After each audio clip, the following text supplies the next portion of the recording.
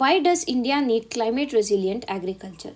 So ಈ ಒಂದು ಆರ್ಟಿಕಲಲ್ಲಿ ನಾವು ಏನು ಅಂದರೆ ಭಾರತಕ್ಕೆ ಈ ಕ್ಲೈಮೇಟ್ ರೆಸಿಲಿಯಂಟ್ ಅಗ್ರಿಕಲ್ಚರ್ನ ಅಗತ್ಯ ಏನು ಅನ್ನುವಂಥದ್ದು, ಮತ್ತು ಹಾಗೆ ಈ ಒಂದು ಕ್ಲೈಮೇಟ್ ರೆಸಿಲಿಯಂಟ್ ಅಗ್ರಿಕಲ್ಚರ್ ಏನಿದೆ ಫುಡ್ ಸೆಕ್ಯೂರಿಟಿಗೆ ಇರ್ಬೋದು, ಇಲ್ಲ ಫಾರ್ಮರ್ಸ್ ಇನ್ಕಮ್ಗೆ ಇರ್ಬೋದು, ಇದು ಯಾವ ರೀತಿಯಾಗಿ ಕಾಂಟ್ರಿಬ್ಯೂಟ್ ಮಾಡುತ್ತೆ ಅನ್ನೋದರ ಕುರಿತಾಗಿ ನಾವು ಈಗ ನೋಡೋಣ. ಸೊ ಇಲ್ಲಿಗೆ ಯಾಕೆ ಭಾರತಕ್ಕೆ ಕ್ಲೈಮೇಟ್ ರೆಸಿಲಿಯಂಟ್ ಅಗ್ರಿಕಲ್ಚರ್ನ ಅವಶ್ಯಕತೆ ಏನು ಅನ್ನೋದನ್ನು ನಾವು ನೋಡ್ಕೋಬೇಕು. ನಮ್ಮ ಭಾರತದ ಒಂದು ಕೃಷಿ ಕ್ಷೇತ್ರ ಅಥವಾ ಅಗ್ರಿಕಲ್ಚರನ್ನು ನಾವು ನೋಡಿದ್ರೆ ಒಂದು ಏನಂತೀವಿ ಎರಾಟಿಕ್ ರೈನ್ಫಾಲ್ಸ್ ಇರ್ಬೋದು, ಬರಗಳು ಬರುವಂಥದ್ದು ಇರ್ಬೋದು, ಇಲ್ಲ ಫ್ಲಡ್ಗಳಾಗುವಂಥದ್ದು ಇರ್ಬೋದು. ಸೊ ಅಥವಾ ಇನ್ನು ಹಲವಾರು ಬಾರಿ ವಾಟರ್ ಸ್ಕೇರ್ಸಿಟಿಯನ್ನು ಕೂಡ ನಾವು ಅನುಭವಿಸ್ತೀವಿ. ಸೊ ಈ ರೀತಿಯಾಗಿ ಹಲವಾರು ಪರಿಣಾಮಗಳನ್ನು ಏನಂತೀವಿ ಬಿಕಾಸ್ ಆಫ್ ಕ್ಲೈಮೇಟ್ ಚೇಂಜ್ ಭಾರತದ ಒಂದು ಅಗ್ರಿಕಲ್ಚರ್ ಅನುಭವಿಸ್ತಾ ಇದೆ ಅಥವಾ ಫೇಸ್ ಮಾಡ್ತಾ ಇದೆ. ಈ ಒಂದು ಏನು ಚೇಂಜಸ್ ಏನಂದರೆ ಕ್ಲೈಮೇಟ್ ಚೇಂಜಿಂದ ಏನಾಗ್ತಾ ಇದೆ, ಅಗ್ರಿಕಲ್ಚರ್ ಚೇಂಜ್ ಆಗ್ತದೆ, ಅಗ್ರಿಕಲ್ಚರ್ ಪ್ಯಾಟರ್ನ್ ಚೇಂಜ್ ಆಗ್ತದೆ. ಸೊ ಅಗ್ರಿಕಲ್ಚರ್ ಪ್ಯಾಟರ್ನ್ ಚೇಂಜ್ ಆದಾಗ ಏನಾಗ್ತದೆ, ಫುಡ್ ಸೆಕ್ಯೂರಿಟಿ ರಿಸ್ಕ್ಗಳು ಹೆಚ್ಚಾಗ್ತದೆ, ಮತ್ತು ಫಾರ್ಮರ್ನ ಒಂದು ರೈತರ ಒಂದು ಇನ್ಕಮ್ ಏನಿದೆ, ಆದಾಯ ಏನಿದೆ, ಅದರ ಮೇಲೆ ಪರಿಣಾಮ ಬೀಳ್ತದೆ. ಇದೆಲ್ಲದರ ಜೊತೆಗೆ ಮುಖ್ಯವಾಗಿ ಈ ಏನು ಪ್ರೊಡಕ್ಷನ್ ಏನಿದೆ ಅಂದರೆ ಅಗ್ರಿಕಲ್ಚರ್ ಪ್ರೊಡಕ್ಟಿವಿಟಿ ಏನಿದೆ, ಆ ಪ್ರೊಡಕ್ಟಿವಿಟಿ ಕಡಿಮೆ ಆಗ್ತಾಯಿದೆ. ಸೊ ಹಾಗಾಗಿ ಈ ಏನು ಕ್ಲೈಮೇಟ್ ರೆಸಿಲಿಯಂಟ್ ಅಗ್ರಿಕಲ್ಚರ್ ಇದೆ that becomes very important for India due to these factors ಅಂತ ಹೇಳ್ಬೋದು. ಸೊ ಈಗ ನಮ್ಗೇನು ಅರ್ಥ ಆಗಬೇಕು, ಕ್ಲೈಮೇಟ್ ರೆಸಿಲಿಯಂಟ್ ಅಗ್ರಿಕಲ್ಚರ್ ಅಂದರೆ ಏನು ಅನ್ನುವಂಥದ್ದು. ಈ ಏನು ಕ್ಲೈಮೇಟ್ ರೆಸಿಲಿಯಂಟ್ ಅಗ್ರಿಕಲ್ಚರ್ ಅಂದರೆ ಒಂದು ಕಡೆ ಪ್ರೊಡಕ್ಟಿವಿಟಿಯನ್ನು ಇನ್ಕ್ರೀಸ್ ಮಾಡಬೇಕು, ಓಕೆನಾ, ಒಂದು ಉತ್ಪಾದಕತೆ ಏನಿದೆ ಉತ್ಪಾದಕತೆಯನ್ನು ಇನ್ಕ್ರೀಸ್ ಮಾಡಬೇಕು. ಆ್ಯಟ್ ದ ಸೇಮ್ ಟೈಮ್ ಪರಿಸರದ ಮೇಲೆ ಆಗ್ತಾ ಇರುವಂತಹ ಹಾನಿಗಳೇನಿದೆ ಅದನ್ನು ಕಡಿಮೆ ಮಾಡಬೇಕು. ಸೊ ಒಂದು ಕಡೆ ಪ್ರೊಡಕ್ಟಿವಿಟಿಯನ್ನು ಇನ್ಕ್ರೀಸ್ ಮಾಡ್ತಾ ಮತ್ತೊಂದು ಕಡೆ ಪರಿಸರದ ಮೇಲೆ ಆಗ್ತಾ ಇರುವಂಥ ಹಾನಿಯನ್ನು ಏನು ಕಡಿಮೆ ಮಾಡುತ್ತೋ ಅಂತಹ ಒಂದು ಕೃಷಿ ವಿಧಾನಗಳನ್ನು, ಅಂತಹ ಒಂದು ಅಗ್ರಿಕಲ್ಚರಲ್ ಪ್ರಾಕ್ಟೀಸಸನ್ನು ನಾವು ಕ್ಲೈಮೇಟ್ ರೆಸಿಲಿಯಂಟ್ ಅಗ್ರಿಕಲ್ಚರ್ ಅಂತ ಕರಿತೀವಿ. ಫಾರ್ ಎಕ್ಸಾಂಪಲ್ ಏನೇನು ಅಂತಲೇ ಬಯೋ ಫರ್ಟಿಲೈಸರ್ಸನ್ನು ಯೂಸ್ ಮಾಡೋದಿರ್ಬೋದು, ಬಯೋ ಪೆಸ್ಟಿಸೈಡ್ಸನ್ನು ಯೂಸ್ ಮಾಡೋವಂಥದ್ದಿರ್ಬೋದು, ಇಲ್ಲಾಂತಲೇ ಕ್ಲೈಮೇಟ್ ಟಾಲರೆಂಟ್ ಅಥವಾ ಜೀನ್ ಎಡಿಟೆಡ್ ಕ್ರಾಪ್ಸನ್ನು ಬಳಸುವಂಥದ್ದಿರ್ಬೋದು, ಇಲ್ಲಾಂದರೆ ಸಾಯಿಲ್ ಹೆಲ್ತ್ ಮ್ಯಾನೇಜ್ಮೆಂಟನ್ನು ಮಾಡೋದು, ಇಲ್ಲ AI ಆಧಾರಿತ ಒಂದು AI ಬೇಸ್ಡ್ ಟೆಕ್ನಿಕ್ಸನ್ನು ಬಳಸುವಂಥದ್ದಿರ್ಬೋದು. ಈ ರೀತಿಯಾಗಿ ಮಾಡುವ ಒಂದು ಏನಂತೀವಿ ಅಪ್ರೋಚಸನ್ನು ನಾವು ಕ್ಲೈಮೇಟ್ ರೆಸಿಲಿಯಂಟ್ ಅಗ್ರಿಕಲ್ಚರ್ ಅಂತ ಕರಿತೀವಿ. ಹಾಗಾದರೆ ಭಾರತದಲ್ಲಿ ಇಷ್ಟು ವರ್ಷ ಆದರೂ ಈ ರೀತಿಯಾದ ಕ್ಲೈಮೇಟ್ ರೆಸಿಲಿಯಂಟ್ ಅಗ್ರಿಕಲ್ಚರ್ನ ಸ್ಟಾರ್ಟ್ ಮಾಡಿಲ್ವಾ? ಇಲ್ಲ, ಭಾರತದಲ್ಲಿ ಈಗಾಗಲೇ ನಾವು ಸ್ಟಾರ್ಟ್ ಮಾಡಿದ್ದೀವಿ. ಫಾರ್ ಎಕ್ಸಾಂಪಲ್ ನಾವು ನೋಡಿದಾಗ ICAR ಏನಿದೆ 2011ರಲ್ಲಿ ನ್ಯಾಷನಲ್ ಇನ್ನೋವೇಷನ್ಸ್ ಇನ್ ಕ್ಲೈಮೇಟ್ ರೆಸಿಲಿಯಂಟ್ ಅಗ್ರಿಕಲ್ಚರ್ ಅನ್ನುವಂಥ ಒಂದು ಇನಿಷಿಯೇಟಿವನ್ನು ಸ್ಟಾರ್ಟ್ ಮಾಡಿದ್ದಾರೆ. ಏನಿದು ನ್ಯಾಷನಲ್ ಇನ್ನೋವೇಷನ್ಸ್ ಇನ್ ಕ್ಲೈಮೇಟ್ ರೆಸಿಲಿಯಂಟ್ ಅಗ್ರಿಕಲ್ಚರ್ ಅನ್ನುವಂಥದ್ದು. ಸೊ ಇದರಲ್ಲಿ ಏನು ಮಾಡಿದ್ದಾರೆ, ಸುಮಾರು 448 ಕ್ಲೈಮೇಟ್ ರೆಸಿಲಿಯಂಟ್ ವಿಲೇಜಸ್ಗಳನ್ನು ಅಂದರೆ ಹವಾಮಾನ ಸಹಿಷ್ಣು ಗ್ರಾಮಗಳನ್ನು ಅವರು ಇಲ್ಲಿ ಸ್ಟಾರ್ಟ್ ಮಾಡಿದ್ದಾರೆ. ಸೊ ಇದರಲ್ಲಿ ಏನು ಮಾಡಿದ್ದಾರೆ, ಈ 448 ವಿಲೇಜಸ್ ಏನಿದೆ ಇಲ್ಲಿ ಈ ಕ್ಲೈಮೇಟ್ ರೆಸಿಲಿಯಂಟ್ ಅಗ್ರಿಕಲ್ಚರ್ನ ಪ್ರಾಕ್ಟೀಸಸ್ಸನ್ನು ಅಲ್ಲಿ ಅಪ್ಲೈ ಮಾಡಿದ್ದಾರೆ. ಫಾರ್ ಎಕ್ಸಾಂಪಲ್ ಝೀರೋ ಟಿಲ್ ಇರ್ಬೋದು, ಇಲ್ಲ ಡೈರೆಕ್ಟ್ ಸೀಡೆಡ್ ರೈಸನ್ನು ಬೆಳೆಯೋದಿರ್ಬೋದು, ಇಲ್ಲ ರೆಸಿಡ್ಯೂನ ಯಾವ ರೀತಿಯಾಗಿ ಮ್ಯಾನೇಜ್ ಮಾಡಬೇಕು ಅನ್ನೋದಿರ್ಬೋದು.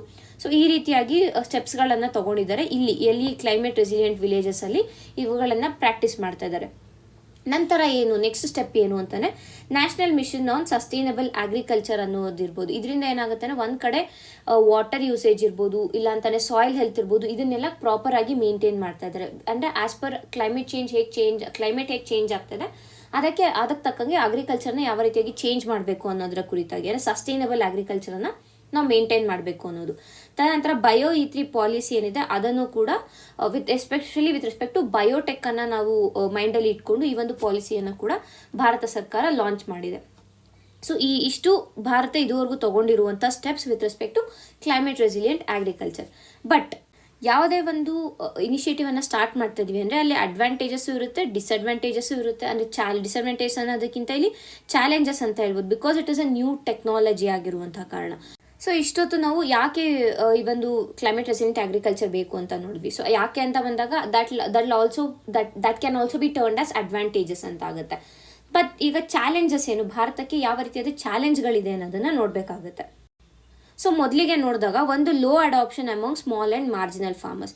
ಯಾವುದೇ ರೀತಿಯಾದ ಒಂದು ಹೊಸದಾದ ಟೆಕ್ನಾಲಜಿಯನ್ನು ನಾವು ಅಪ್ಲೈ ಮಾಡಬೇಕಂತಂದಾಗ ದೊಡ್ಡ ಭೂಮಿಗಳಿಂದ ಅಂದರೆ ಒಂದು ಏನಂತೀವಿ ಜಾಗ ಹೆಚ್ಚಾಗಿರಬೇಕು ಒಂದು. ತದನಂತರ ಏನಾಗುತ್ತೆ ಅಂತಂದರೆ ಅದ್ರ ಮೇಲೆ ಸ್ಪೆಂಡ್ ಮಾಡೋದಕ್ಕೆ ಹಣ ಇರಬೇಕು. ಬಟ್ ಈ ಸ್ಮಾಲ್ ಆ್ಯಂಡ್ ಭಾರತದಲ್ಲಿ ಇರುವಂಥವ್ರು ಏನಾಗುತ್ತೆ ಅಂತಂದರೆ ಆಲ್ಮೋಸ್ಟ್ 50 to 60% ಅಷ್ಟು ಫಾರ್ಮರ್ಸ್ ರೈತರು ಏನಿದ್ದಾರೆ they are small and marginal farmers. ಅವ್ರೇನು ಮಾಡ್ತಾರೆ ಅಂತಂದರೆ ಈ ಟೆಕ್ನಾಲಜಿಗಳನ್ನು ಏನಾದ್ರು ಡಿಪ್ಲಾಯ್ ಮಾಡಬೇಕು ಅಂದರೆ ಅವರ ಒಂದು ಚಿಕ್ಕ ಏರಿಯಾಗೆ, ಈಗ 1 ಎಕರೆ 2 ಎಕರೆ ಜಮೀನಲ್ಲಿ ಅವ್ರು ಏನಾದ್ರು ವ್ಯವಸಾಯ ಮಾಡ್ತಾ ಇದ್ದಾರೆ ಅಂತಂದರೆ ಅಷ್ಟು ಚಿಕ್ಕ ಜಾಗಕ್ಕೆ ಅವರು ಲಕ್ಷಾಂತರ ರೂಪಾಯಿ ಇನ್ವೆಸ್ಟ್ ಮಾಡಬೇಕು ಅಂತಂದರೆ ಅದಂತೀವಿ ಒಂಥರ ಅವ್ರಿಗೂ ಕೂಡ ಅಷ್ಟೊಂದು ಖರ್ಚು ಮಾಡಬೇಕನ್ನುವಂಥ ಒಂದು ಮನೋಭಾವ ಬರುತ್ತೆ. ಸೊ ಅದರಿಂದ ಏನಾಗ್ತಾ ಇದೆ low adoption among small and marginal farmers ಒಂದು. ತದನಂತರ ಏನು ಅಂದರೆ ಕ್ವಾಲಿಟಿ ಇನ್ಕನ್ಸಿಸ್ಟೆನ್ಸಿ ಇನ್ ಬಯೋ ಇನ್ಪುಟ್ಸ್. ಈಗ ಬಯೋ ಫರ್ಟಿಲೈಸರ್ಸ್ ಹೇಳಿದೆ, ಬಯೋ ಪೆಸ್ಟಿಸೈಡ್ಸ್ ಹೇಳಿದೆ. ಸೊ ಇವುಗಳ ಕ್ವಾಲಿಟಿ ಚೆನ್ನಾಗಿಲ್ಲ ಅಂತಂದರೆ ಅವ್ರು ಯೂಸ್ ಮಾಡಿದ್ರು ಅಲ್ಲಿ ಎಫೆಕ್ಟಿವ್ ಆಗಿ ಇರೋದಿಲ್ಲ. ಸೊ ಅದು ಕೂಡ ಒಂದು ಪ್ರಾಬ್ಲಮ್ ಆಗುತ್ತೆ. ತದನಂತರ ಕ್ಲೈಮೇಟ್ ರೆಸಿಲಿಯನ್ಸ್ ಸೀಡ್ಸ್ ಏನಿದೆ ಇದು ರೈತರಿಗೆ ಸರಿಯಾಗಿ ತಲುಪ್ತಾ ಇಲ್ಲ, ಅಂದರೆ ಕೆಲವರಿಗೆ ತಲುಪ್ತಾ ಇದೆ, ಕೆಲವರಿಗೆ ತಲುಪ್ತಾ ಇಲ್ಲ. ಸೊ ಇಲ್ಲಿ ಸ್ಲೋ ರೋಲ್ ಔಟ್ ಕೂಡ ಹೌದು. ನಂತರ ಏನು ಅಂದರೆ ಡಿಜಿಟಲ್ ಡಿವೈಡ್ ಮತ್ತು ಪಾಲಿಸಿ ಫ್ರಾಗ್ಮೆಂಟೇಷನ್ ಏನಿದೆ. ಸೊ ಇದರಿಂದ ಏನಾಗ್ತಾ ಇದೆ ಅಂತಂದರೆ ಡಿಜಿಟಲ್ ಡಿವೈಡ್ ಮತ್ತು ಫ್ರಾಗ್ಮೆಂಟೆಡ್ ಪಾಲಿಸಿ ಕೋಆರ್ಡಿನೇಷನ್ ಇದೆ. ಅಂದರೆ ಸರ್ಕಾರದ ಒಂದು ಕೆಲವು ಇನಿಷಿಯೇಟಿವ್ಸನ್ನು ನೋಡಿದ್ರೆ ಡಿಜಿಟಲ್ ಡಿವೈಡ್ ಇರುವಂಥ ಕಾರಣ ಆ ಒಂದು ಇನಿಷಿಯೇಟಿವ್ಸನ್ನು ಅಲ್ಲಿ ಡಿಪ್ಲಾಯ್ ಮಾಡೋಕ್ಕಾಗ್ತಾಯಿಲ್ಲ. ಈಗ ಫಾರ್ ಎಕ್ಸಾಂಪಲ್ AI ಬಳಸಿ ಏನಾದ್ರು ಒಂದು ಮಾಡಬೇಕು ಅಂತಂದರೆ ಅಲ್ಲಿ ಅವ್ರಿಗೆ ಏನು ಬೇಕು, ಇಂಟರ್ನೆಟ್ ಕನೆಕ್ಟಿವಿಟಿ ಬೇಕು, ಡಿಜಿಟಲ್ ಲಿಟರಸಿ ಇರಬೇಕು. ಬಟ್ ಡಿಜಿಟಲ್ ಡಿವೈಡ್ನ ಕಾರಣ ಏನಾಗ್ತದೆ ಅಂದರೆ ಅದಿಲ್ಲದೆ ಅಂದರೆ ಇವಾಗ ಡಿಜಿಟಲ್ ಲಿಟ್ರಸಿ ಇಲ್ಲ, ಮತ್ತು ಅವ್ರಿಗೆ ಬೇಕಾಗಿರುವಂಥ AI ಬೇಸ್ಡ್ ನಾಲೆಜ್ ಇರೋದಿಲ್ಲ. ಆಗ ಏನಾಗುತ್ತೆ ಅಂತಂದರೆ ಅವರು ಆ ಒಂದು ಹೊಸ ಟೆಕ್ನಾಲಜಿಯನ್ನಲ್ಲಿ ಡಿಪ್ಲೈ ಮಾಡೋದಕ್ಕೆ ಹೋಗೋದಿಲ್ಲ. ಸೊ ಇದರಿಂದ ಕ್ಲೈಮೇಟ್ ರೆಸಿಲಿಯಂಟ್ ಅಗ್ರಿಕಲ್ಚರ್ಗೆ ಇಲ್ಲಿ ಪ್ರಾಬ್ಲಮ್ ಆಗ್ತಾ ಇದೆ ಅನ್ನೋದನ್ನು ಅರ್ಥ ಮಾಡ್ಕೋಬೇಕು. ಸೊ ಹಾಗಾದರೆ ಮುಂದೆ ಏನು ಮಾಡಬೇಕು ಅಂತಂದರೆ ಒಂದು, ಈ ಏನು ಕ್ಲೈಮೇಟ್ ರೆಸಿಲಿಯಂಟ್ ಸೀಡ್ಸ್ಗಳಿದೆ ಇವುಗಳನ್ನು ವೇಗವಾಗಿ ರೈತರಿಗೆ ತಲುಪುವಂತೆ ನೋಡ್ಕೋಬೇಕು ಒಂದು. ತದನಂತರ ಏನು ಅಂದರೆ ಈ ಬಯೋಪೆಸ್ಟಿಸೈಡ್ಸ್ ಕ್ವಾಲಿಟಿ ಸ್ಟ್ಯಾಂಡರ್ಡ್ಸನ್ನು ಚೆಕ್ ಮಾಡಬೇಕು ಫಾರ್ ಬಯೋ ಇನ್ಪುಟ್ಸ್. ಅಂದರೆ ಬಯೋಪೆಸ್ಟಿಸೈಡ್ಸ್ ಇರ್ಬೋದು, ಬಯೋ ಫರ್ಟಿಲೈಸರ್ಸ್ ಇರ್ಬೋದು, ಇವುಗಳಿಗೆ ಸರಿಯಾದ ಒಂದು ಸ್ಟ್ಯಾಂಡರ್ಡ್ಸ್ಗಳನ್ನು ಕೊಡಬೇಕು. So only then they can be use ಅನ್ನುವಂಥ ಒಂದು ಸ್ಟ್ಯಾಂಡರ್ಡ್ಸನ್ನು ಕೊಟ್ಟಾಗ ಆ ಕ್ವಾಲಿಟಿ ಇಂಪ್ರೂವ್ ಆಗುತ್ತೆ. ನಂತರ ಏನು ಅಂತಂದರೆ ಏನು ಡಿಜಿಟಲ್ ಡಿವೈಡ್ ಇದೆ, ಡಿಜಿಟಲ್ ಡಿವೈಡನ್ನು ಕಡಿಮೆ ಮಾಡಿ ಡಿಜಿಟಲ್ ಲಿಟರಸಿಯನ್ನು ಕೊಟ್ಟು AI ಸಾಧನಗಳ ಒಂದು ಬಳಕೆ ಏನಿದೆ ಅವುಗಳನ್ನು ವಿಸ್ತರಿಸಬೇಕು ಅನ್ನುವಂಥದ್ದು. ತದನಂತರ ಏನು ಅಂದರೆ ಫೈನಾನ್ಸನ್ನು ಕೊಡೋದು, ಇನ್ಶೂರೆನ್ಸನ್ನು ಕೊಡೋದಿರ್ಬೋದು, ಇವುಗಳನ್ನೆಲ್ಲ ಮಾಡಬೇಕಾಗುತ್ತೆ. ಅಂದರೆ ಇಲ್ಲಿ ಏನು ಮಾಡಬೇಕು ಅಂದರೆ ಓವರಾಲ್ ಆಗಿ ನಾವು ನೋಡಿದಾಗ ಈ ಕ್ಲೈಮೇಟ್ ರೆಸಿಲಿಯಂಟ್ ಅಗ್ರಿಕಲ್ಚರ್ ಈಗಿನ ಒಂದು ಕಾಲಕ್ಕೆ ನೋಡಿದಾಗ ಭಾರತಕ್ಕೆ it is not an option. ಭಾರತ it has to change to climate resilient agriculture to maintain food security ಇರ್ಬೋದು, ಇಲ್ಲ ಅಂತಂದರೆ ಲಾಂಗ್ ಟರ್ಮ್ ಅಗ್ರಿಕಲ್ಚರ್ ಸಸ್ಟೈನಬಿಲಿಟಿಯನ್ನು ಮೇಂಟೈನ್ ಮಾಡಬೇಕು ಅಂದರೆ ಈಗ ಈ ಕ್ಷಣದಿಂದನೇ ಕ್ಲೈಮೇಟ್ ರೆಸಿಲಿಯಂಟ್ ಅಗ್ರಿಕಲ್ಚರ್ಗೆ ಭಾರತ ಶಿಫ್ಟ್ ಆಗಬೇಕಾಗುತ್ತೆ. ಸೊ ಹಾಗಾಗಿ ಈ ಎಲ್ಲ ಒಂದು ಸಜೆಷನ್ಸನ್ನು ತಗೊಂಡು ಏನು ಕ್ಲೈಮೇಟ್ ರೆಸಿಲಿಯಂಟ್ ಅಗ್ರಿಕಲ್ಚರ್ ಇದೆ ಇದನ್ನು ಭಾರತ ಡಿಪ್ಲಾಯ್ ಮಾಡಬೇಕು, ಮತ್ತಷ್ಟು ಅದನ್ನ ಎಫೆಕ್ಟಿವ್ ಆಗಿ ಡಿಪ್ಲಾಯ್ ಮಾಡಬೇಕು ಅನ್ನುವಂಥದ್ದು ಈ ಒಂದು ಆರ್ಟಿಕಲ್ನ ಸಾರಾಂಶ ಆಗಿದೆ. ಇಷ್ಟು ಈ ದಿನದ ಆರ್ಟಿಕಲ್ಗಳಾಗಿವೆ. ಧನ್ಯವಾದಗಳು.